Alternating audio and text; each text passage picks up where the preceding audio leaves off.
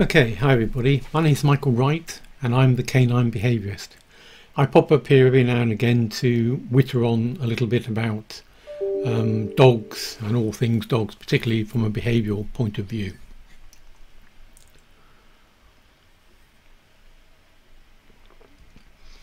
I have talked about this subject before, dogs and mental health, but I think it's worthwhile touching upon it again.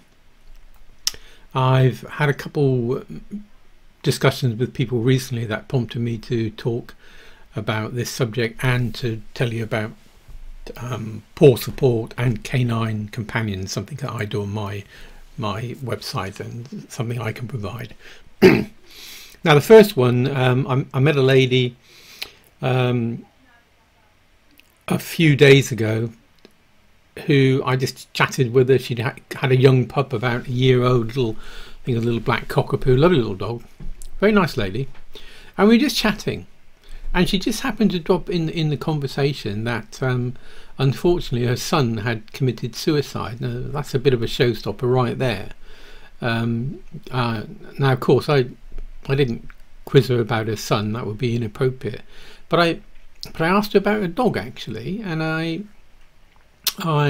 said what sort of impact had the dog had, and she basically came back to me and said, well, the dog saved my life really, it's given me a reason for living. And she was obviously, it's not a thing you forget too readily. I don't know how long ago her son had died, but she said since she'd had the dog she was able to get out and talk to people again and resume some normal semblance of life.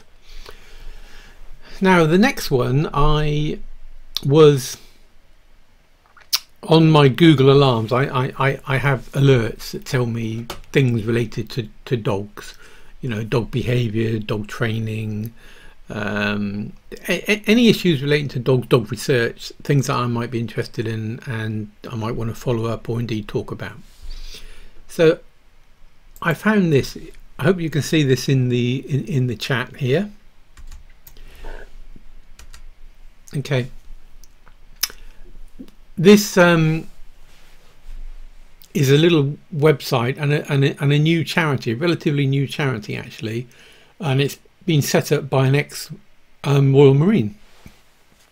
So I'm ex-Royal Navy, so that piqued my interest straight off the bat. Now this Royal Marine had been invalided out of the service after a number of years service, and the first thing he decided to do was to set up a charity, and he called it A Veteran's Best Friend, and of course best friend the dogs.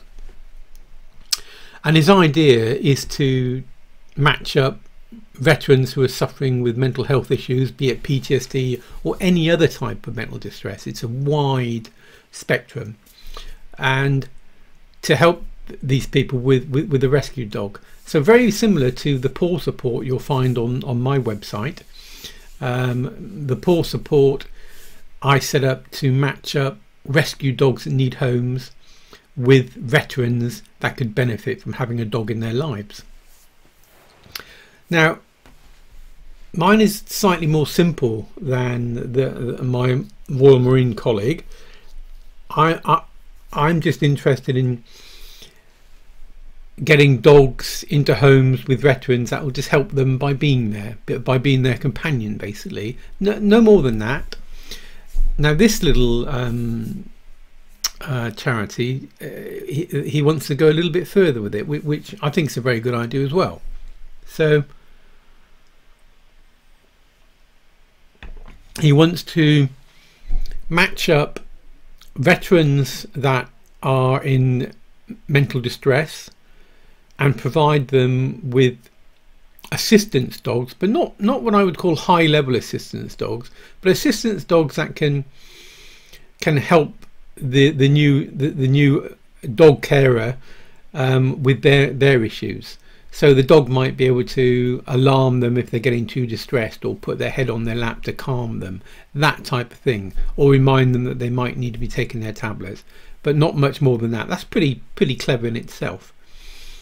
And the reason I'm interested in that is because I as a behaviourist and as an ex-Royal Navy medic myself, I get what this guy is trying to do, and I understand the environment the people he's dealing with come from. Therefore, the poor support. And for civilians, I do the same thing, but obviously I call it something slightly different. That's called canine companions. Pretty much the same thing. Find a rescue dog, match it up with an appropriate owner, and help them. So for those veterans that are living in Scotland, because this is where this guy's based, he's based in Fife in Scotland, and I would recommend anybody that may benefit from this getting in contact with the veteran's best friend, and the founder of this is a chap called Mick Cairns. He's as I say, he's an ex-Royal Marine who suffered a little bit himself, well, quite a bit probably, and he has benefited hugely from having a dog in his life. So those ex-service people, and it doesn't matter what service, whether you're Royal Navy, Royal Marine, Army, Air Force, Mick's not particularly bothered. Mick is more concerned with doing something that can help people resume some semblance of a normal life. Again, taking you back to what I do, I get entirely what he's trying to do. There is no doubt, and there's plenty of evidence that points to the fact that dogs can have a major impact upon the well-being, the physical well-being and the mental well-being of their owners. I've seen it on numerous occasions. Someone who's suffered any level of trauma, be it PTSD or right across the spectrum, doesn't matter what it is, but often having a living, breathing creature in their home and something for them to care with, or care for, sorry, can actually make a huge positive impact upon them. I went at it from the point of view that I know how powerful having a living creature can be, and dogs specifically, because that's where my particular interest. But of course there are other creatures that can help, cats for instance, but my interest is in dogs. And from a serviceman's point of view, the poor support kind of touches with the environment a serviceman comes from, and so does Mick's veteran's best friend. Service people are used to being in an organisation that is based very firmly on teamwork. All services are, including the police, teamwork. And I kind of think bringing a dog into your life when you've been struggling, it helps you to really re-enter the sphere of teamwork. You have to look after another living creature, your dog, and secondly you work as a team. You develop a very strong bond. I've heard this from the mouth of people that have got dogs outside of the poor support thing, but they fall into that category. So they are, in these cases, they are ex-service people. In fact, there's two ladies I know of. One was an ex-RAF nurse, and one was ex-RAF. I'm not quite sure what she did in the RAF, but ex-RAF. Both struggled very badly with mental health issues. They'd been into some very nasty places and seen some very nasty things, and they were suffering because of it. But having a dog in their life literally enabled them to just resume a little bit of normality and allowed them to get out and about.